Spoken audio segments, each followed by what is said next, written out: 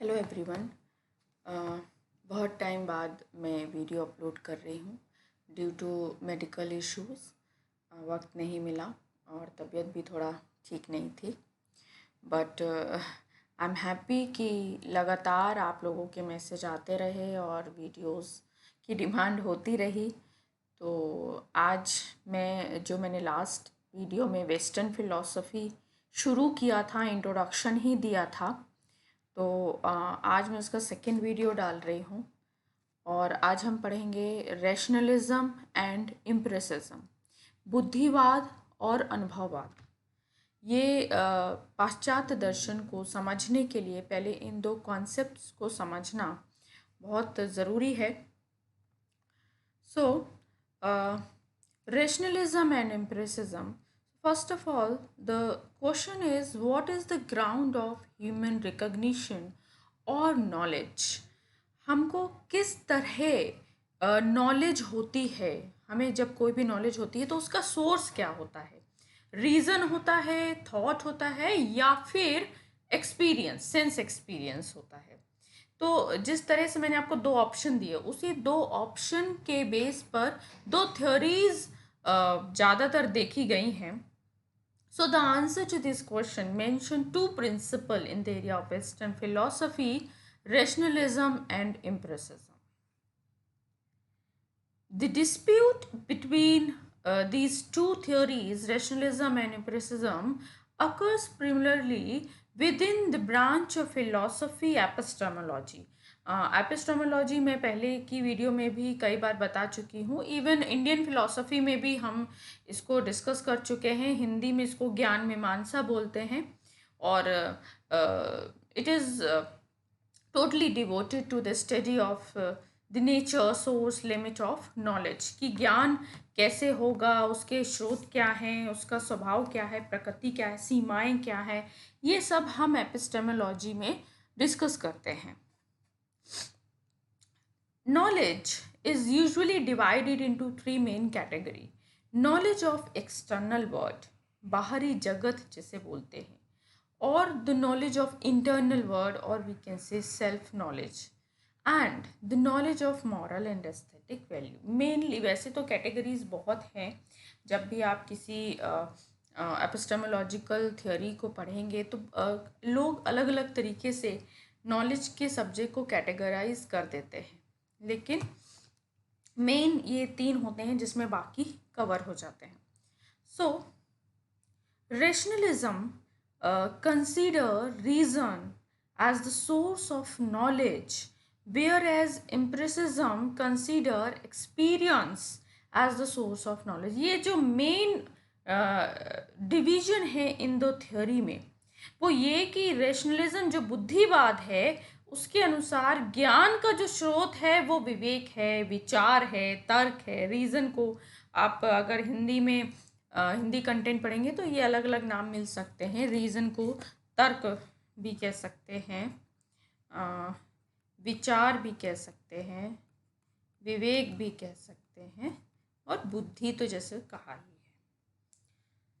तो बुद्धिवाद ये मानता है कि ज्ञान का जो स्रोत है वो क्या है, विचार है, और अनुभववाद ये मानता है कि ज्ञान का जो स्रोत है वो क्या है, इंद्रियों के द्वारा जो अनुभव होता है वो है। ये मेन डिफरेंस कह सकते हैं आप इस दो थ्योरी में। And knowledge itself can be of many different thing and is usually divided into three, जैसा कि मैंने आपको पहले भी बताया, ठीक है, कि external word, internal word and moral and aesthetic value. Now rationalism, बुद्धिवाद क्या है? The word rationalism derive from the Latin word ratio meaning reason.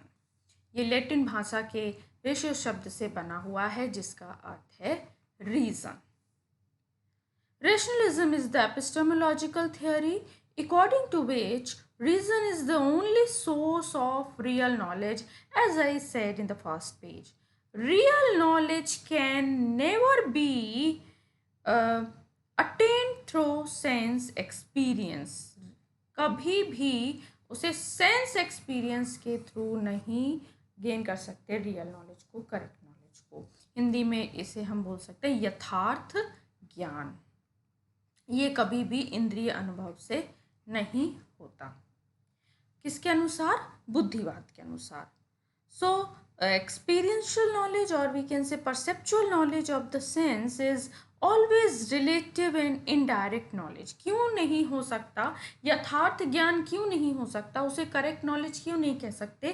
क्योंकि ऐसा माना गया है, बुद्धिवादी ऐसा मानते हैं, रैशनलिस्ट ऐसा मानते हैं कि जितने भी सेंस एक्सपीरियंस के थ्रू हमें नॉलेज होते हैं वो रिलेटिव होते हैं, वो इनडायरेक्ट होते हैं, यानी सापेक्ष होते हैं, वो रियल नहीं होते। It can not be termed as real knowledge.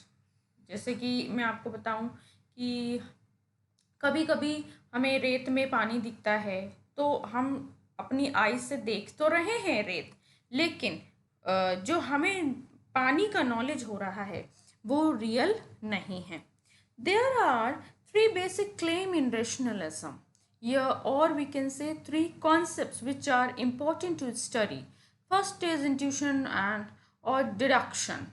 The second is the innate ideas and the third is a priori reason. ये क्या है? ये these three terms are mutually connected. इसे एक एक करके हम डिस्कस करते हैं। तो first one is intuition, deduction. Intuition को हिंदी में कहा है अंतर्ज्ञान और डिडक्शन को कहा है निगमन। So rationalists argue that there are certain rules that can be determined independent of word experience, although they are not intuitively known. For example, logical, mathematical and moral truth. तो इसका मतलब क्या है कि कुछ सत्य निश्चित हैं, कुछ सत्य निश्चित हैं इस तरह से कि वो आपके अनुभव से परे हैं। जैसे 2 + 2 = 4। तो कहते हैं कि इसका आप अनुभव करें या ना करें, इसको आप एक्सपीरियंस करें, कैलकुलेट करें या ना करें, but it is certain truth, ये एक फैक्ट है। सो इसलिए उन्होंने कहा कि logical propositions, mathematical calculations, moral truth, ये सब क्या होते हैं? ये बिल्कुल इंडिपेंडेंट होते हैं सेंस एक्सपीरियंस से। देन इसके बाद सॉरी ये हेडिंग गलत है, यहाँ पे है इनेट आइडियाज। इनेट आइडियाज को हिंदी में बोलते हैं जन्मजात प्रत्यय। इसके नाम से आप समझ पा रहे होंगे, यानी प्रत्यय या विचार कह सकते हैं आप, कि यानी जो विचार जन्म से अस्तित्ववान है। Rationalists argue that we are not born with minds like blank slate, but we have some innate knowledge. कहने का मतलब बुद्धिवादी ये कहते हैं कि हम जब पैदा होते हैं तो हमारा दिमाग खाली एक प्लेट या फिर कोरा कागज नहीं होता, उसमें कुछ जन्मजात विचार होते हैं, उसमें कुछ नॉलेज पहले से एग्जिस्ट करती है। That is even before we experience the word we know something. Some people claim that some concepts are part of our rational nature and are not based on our experience. कुछ लोगों का, कुछ बुद्धिवादी लोगों का मानना है कि हमारा जो तार्किक स्वभाव है उसमें कुछ धारणाएं, उसमें विचार, ज्ञान वो पहले से एग्जिस्ट रहते हैं, उनको एक्सपीरियंस पर आश्रित नहीं होते। वो एक्सपीरियंस की ऐसा नहीं है कि हम जब अनुभव करेंगे तभी जाके हमें उनका नॉलेज होगा। For example the way two children view the same object as ugly and beautiful can be the example of innate ideas or innate concept। कि जैसे दो बच्चों को एक ही चीज़ आपको एक को बदसूरत लग रही है और एक को खूबसूरत लग रही है, just because of innate ideas. Uh, if I uh, if I take another example, so innate ideas can explain why some people are just naturally better at something than other people, or even if they have had the same experience. कि कई बार तो बिल्कुल same experience होता है लेकिन फिर भी उनके नॉलेज बहुत अलग अलग होता है। तो ये क्यों? इसका जो एक्सप्लेनेशन दिया है वो रेशनलिज्म के अकॉर्डिंग दिया है। The theory of इनेट knowledge assert that we have a priori knowledge. A priori, this term is important, we will discuss in the next page, that is independent for its justification. अपने किसी भी justification के लिए ये किसी पर भी निर्भर नहीं है। Experience may trigger our awareness of this knowledge, but it does not provide us with it. कि जो एक्सपीरियंस है वो हमारे नॉलेज को जागरूक कर सकता है, एक ट्रिगर की तरह काम कर सकता है, बट वो पैदा नहीं कर सकता नॉलेज को। The knowledge is already there according to rationalism. Now the term a priori reason, इसे बोलते हैं पूर्व सिद्ध। ए प्रायराय का मतलब होता है पूर्व सिद्ध, यानी जो पहले से ही सिद्ध है। Rationalism gives emphasis on the a priori reason, which means knowledge obtained prior to experience, यानी अनुभव के पहले ही ज्ञान उपस्थित है, प्राप्त हो जाता है। It is universal, necessary and self evident, कि ये जो ज्ञान है ये कैसा है? सार्वभौमिक, अनिवार्य और स्वयं सिद्ध। Universal, necessary, and it means it is not dependent to something, it is not dependent to experience. The real knowledge is possible only through a priori conception. The intellect of man, or the man is aware of some fundamental truth from birth, through whose analysis and synthesis he can create new knowledge about the world. तो ए प्रायराय concept की वजह से हम दुनिया में नए ज्ञान को प्राप्त करते हैं। क्यों? क्योंकि कुछ कॉन्सेप्ट्स पहले से ही हैं। अगर हम ब्यूटी को एक्सप्लेन करते हैं इसलिए क्योंकि ब्यूटी का कॉन्सेप्ट हमारे माइंड में पहले से ही एग्जिस्ट करता है। In modern western philosophy, Descartes, Spinoza and Leibniz are called representative philosophers of rationalism. ये तीन नाम आपको रैशनलिस्ट की लिस्ट में ज़रूर मिलेंगे और इन्हें हम एक एक करके डिस्कस भी करेंगे। So to employ simply, if I explain simply, to employ reason is to use our individual intellectual ability to seek evidence for and against potential belief. Hence, this theory holds that certain ideas, like ideas of causality, infinity, and perfect being of God, are inborn and highly undoubtable. तो अगर मैं ये कहूँ कि जैसे God के बारे में, क्योंकि या फिर अनंत धारणाओं के बारे में, कारणता के बारे में, कॉजलिटी के बारे में हमें कैसे पता चलता है? क्योंकि इनका हम एक्सपीरियंस नहीं करते, ये सेंस एक्सपीरियंस के सब्जेक्ट नहीं है। तो ये इन सब का जो एक्सप्लेनेशन है वो हमें इस थियोरी के थ्रू मिलता है। Rationalist generally develop their view in two step. First, they argue that there are cases where the content of our concept or knowledge outstrips the information and information that sense experience can provide. Second, according to rationalists, in some form or other, reason provide that additional information about the external world. So this is all about rationalism. Now, empiricism, अनुभववाद। Again अगर हम शब्द को analyse करें, so the name, the word empiricism comes from the Greek word imperia, which correspond to the Latin experientia, which means experience, और experience जिसको हम हिंदी में अनुभव बोलते हैं. So, according to empiricism, human mind at birth is tabula rasa. ये शब्द आपको बहुत फेमस है और आपको बहुत जगह ये मिल सकता है. इवन कई बार जो मल्टीपल क्वेश्चंस आते हैं, मल्टीपल चॉइस क्वेश्चन आते हैं, उसमें भी ये वर्ड बहुत आपको सुनने को मिलेगा.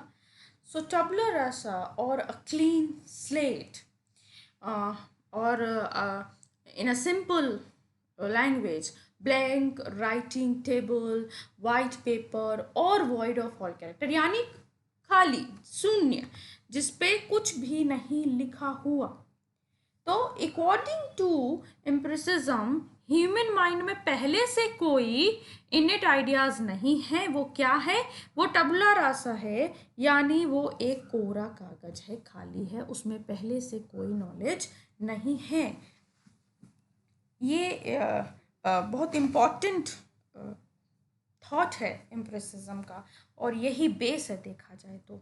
सो the mind is only potential और inactive before receiving idea from the senses. जब हमें अनुभव होता है कोई, उसके पहले हमारा जो मन है वो संभाव्य है. कहने का मतलब उसमें पोटेंशियल है नॉलेज गेन करने की, या वो निष्क्रिय है, वो एक्टिव नहीं है. वो कब एक्टिव होगा, उसमें वो पोटेंशियलिटी कब एक्चुअलिटी में बदलेगी, जब हमें अनुभव होगा. फॉर एग्जाम्पल कि हमने आज के पहले कभी सपोज लॉयन नहीं देखा, ठीक है, हमने नहीं देखा, कभी नहीं देखा, लेकिन जब हम उसे देखेंगे, हमें जब उसका अनुभव होगा, उसके बारे में चीज़ें पता चलेंगी, उसके फीचर्स, उसके कैरेक्टरिस्टिक, है ना, तो क्या होगा, तो हमारे माइंड में उसकी एक इमेज बनेगी, उसका नॉलेज गेन होगा. तो पोटेंशियलिटी है नॉलेज गेन करने की, जो एक्चुअलिटी में कब बदली, जब हमने उस ऑब्जेक्ट का एक्सपीरियंस किया. So further empiricism believe that there are no inborn truth and all knowledge springs from sense perception. As I said, the belief of empiricism is that real knowledge can never be attained by reason alone. कि कभी भी सिर्फ आप बुद्धि के द्वारा knowledge को gain नहीं कर सकते. Sense experience is the source of real knowledge. According to empiricism, our entire knowledge about the world will be synthetic and experience relative. तो हमारे जितने भी नॉलेज होते हैं वो क्या होते हैं, वो कहीं ना कहीं सापेक्ष होते हैं, कहीं ना कहीं रिलेटिव होते हैं.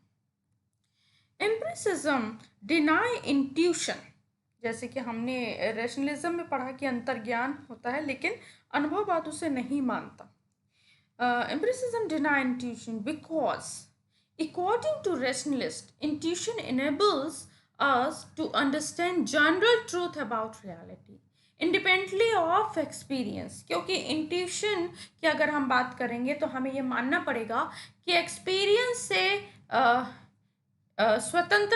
स्वतंत्र रूप से, एक्सपीरियंस से अलग कुछ जनरल ट्रूथ हैं, कुछ यूनिवर्सल ट्रूथ हैं, लेकिन एम्पिरिसिज्म इस बात को नहीं मानेगा. And Locke, Berkeley and Hume have been the representative philosopher of empiricism. जैसे रैशनलिज्म के मैंने आपको बताया, उसी तरह एम्पिरिसिज्म के भी लॉक, बर्कले और ह्यूम ये रिप्रेजेंटेटिव हैं. इनकी भी फिलोसफी हम पढ़ेंगे. Now the kinds of There are two kinds of empiricism. First is material empiricism, या इसे हम कह सकते हैं भौतिक अनुभववाद. भौतिक अनुभववाद. So, material empiricism, the stronger form of empiricism, is called physical or material implication. Stronger क्यों? क्योंकि ये जो एक्सटर्नल वर्ड है, ये जो मटेरियल वर्ड है, ये हमें बहुत रियलिस्टिक अप्रोच है ये हमारे लिए। तो इसलिए इसके बारे में हम जो थ्योरी पढ़ते हैं वो बहुत ही स्ट्रांगली उसको बिलीव करते हैं। It holds that objectively existing external word is the source of sense experience. और ये थ्योरी ये बहुत स्ट्रांगली ये बिलीव करती है कि एक्सटर्नल वर्ड का हमें जो नॉलेज होता है उसका सोर्स सिर्फ और सिर्फ हमारा सेंस एक्सपीरियंस है। Now the second is idealist empiricism. आदर्शवाद अनुभववाद, आदर्श इसको प्रत्ययवाद भी कह सकते हैं। This form of empiricism limit experience to the sum total of sensation. Sensation is a kind of physical state occurring as a result of direct influence of object on the sense experience. तो sense experience जब हमें होता है, किसी भी object का sense experience होता है, तो उसका जो सेंसेशन होती है उसके बारे में वो एक फिज़िकल स्टेट है। जैसे कि मैं कहूँ आपको कि जैसे आपने कोई गर्म चीज़ छू ली, ठीक है, आपको अपने हाथों के थ्रू ये पता चला कि वो गर्म है और उसे दूर रहना है या उसे नहीं छूना है, तो आपको एक सेंसेशन हुई ना। तो वो सेंसेशन एक तरह से एक फिज़िकल स्टेट है, वो रियल है, और आपको ये नॉलेज हुई कि हमें उससे दूर रहना है। So it is also of two types, namely external and internal. अगर हम आइडियलिस्ट एम्पिरिसिज्म की बात करें तो उसे आगे दो पार्ट में और एक्सप्लेन किया जा सकता है। External sensation is caused by any one of senses like sense of sight, touch, taste, sound and smell, whereas internal sensation is caused by reflectional act of human mind, कि कैसे जो मन है, क्योंकि आपने कई जगह ये सुना होगा कि 5 सेंसेस तो हमें पता है, ठीक है, लेकिन जो 6 सेंस होती है वो उसे माइंड को काउंट किया जाता है 6 सेंस की तरह। तो हमारे परसेप्शन में दोनों तरह के परसेप्शन आ जाते हैं, एक्सटर्नल एंड इंटरनल। इसलिए हम एक्सपीरियंस में भी दो तरह के एक्सपीरियंस को काउंट करते हैं, एक्सटर्नल एंड इंटरनल। एक्सटर्नल में 5 सेंसेस हैं और इंटरनल में माइंड होता है, जो हम फील करते हैं, जो हमारी सेंसेशंस होती हैं। Thus, experience can be understood in 2 ways: sense experience and reflective experience. Reflective experience क्या है? Which include awareness of our mental function, कि हमारे माइंड में क्या चल रहा है। और दोनों तरह के जो हमें एक्सपीरियंस होते हैं उससे जो नॉलेज होती है वो एम्पिरिसिज्म उसको एक्सेप्ट करता है, कैसे? As a source of real knowledge. The distinction between the two is mainly made in terms of their subject matter. As I said, sense experience give us external object, whereas our awareness of mental function is responsible for our mind's acquisition of knowledge.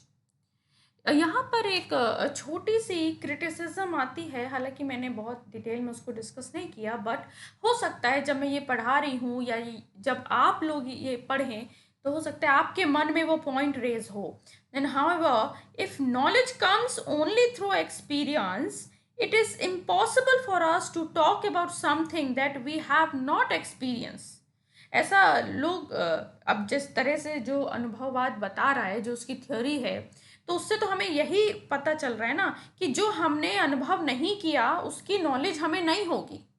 This claim question the validity of religious and ethical concepts. Since these concepts cannot be observed or experienced, they were considered to be meaningless.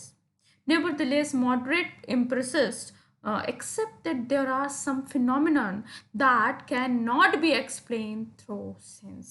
हालांकि अब देखिए ये एक counter criticism भी है, इसको कभी detail में करेंगे।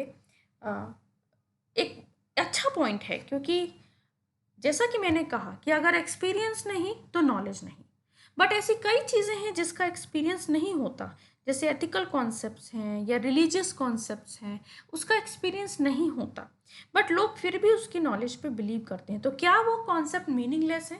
कॉन्सेप्ट ऑफ गॉड या कोई और जो लोग स्पिरिचुअलिटी को अनुभव करते हैं या नहीं करते हैं या उसको बिलीव करते हैं, ठीक है, तो उनके बारे में क्या जस्टिफिकेशन है? तो कुछ मॉडर्न एम्पिरिसिस्ट हैं, उनका मानना है कि ऐसी कई चीज़ें हैं जिन्हें सेंसेस के थ्रू सेंस एक्सपीरियंस के थ्रू एक्सप्लेन नहीं किया जा सकता। फर्दर वैसे तो हम पढ़ चुके रैशनलिज्म क्या है और एम्पिरिसिज्म क्या है, बट कुछ पॉइंट्स यहाँ पे जो उनके डिस्टिंक्शन को बताते हैं। Rationalism consider reason to be both regulatory and material element. जो रैशनलिज्म है वो रीजन को दोनों मानता है, रेगुलेटरी भी यानी नियामक भी, और मटेरियल यानी भौतिक भी। But according to empiricism, reason is only regulatory element. It can never be material. क्यों नहीं? क्योंकि देखिए मटेरियल वर्ड को अगर हम एम्पिरिसिस्ट के पॉइंट ऑफ व्यू से देखेंगे तो उनका ये है कि वो it should be the object of sense perception. वो आँखों से दिखना चाहिए या स्मेल का ऑब्जेक्ट होना चाहिए या फिर टच का या किसी भी सेंसेस का, ठीक है, बट हम रीज़न को ऑब्जर्व नहीं कर सकते by our 5 senses. Second, rationalism would call knowledge only that knowledge which has the quality of essentialism and universalism. तो रैशनलिज्म सिर्फ ज्ञान उसी को ज्ञान कहेगा जिसमें अनिवार्यता और सार्वभौमिकता है, यानी जो कभी चेंज नहीं होगा, जो हमेशा हर कंडीशन में वो एक्सेप्टेबल है। As I said 2 + 2 = 4, but there is no such restriction for empiricism. अनुभववाद ऐसा कोई क्लेम नहीं करता। According to empiricism, knowledge can be and probabilistic, अनिवार्य और संभाव्य दोनों हो सकती है। So empiricism does not deal with universals. It holds that universal propositions can satisfactorily be explained by particulars. So, in fact, they are very plainly the direct opposite of each other. ये जो rationalism और empiricism है, ये एक दोनों का opposite theory है। Rationalism is the belief in innate ideas, reason and deduction. Empiricism is the belief in sense perception, induction, and there are no innate ideas according to empiricism. So this is all about rationalism and empiricism. तो next video में हम rationalism के जो मैंने आपको representative बताए, Descartes, Leibniz, Spinoza, तो हम उन्हें एक एक करके उनकी जो इम्पोर्टेंट थ्योरीज है हम उन्हें पढ़ेंगे नेक्स्ट वीडियो में। Thank you so much.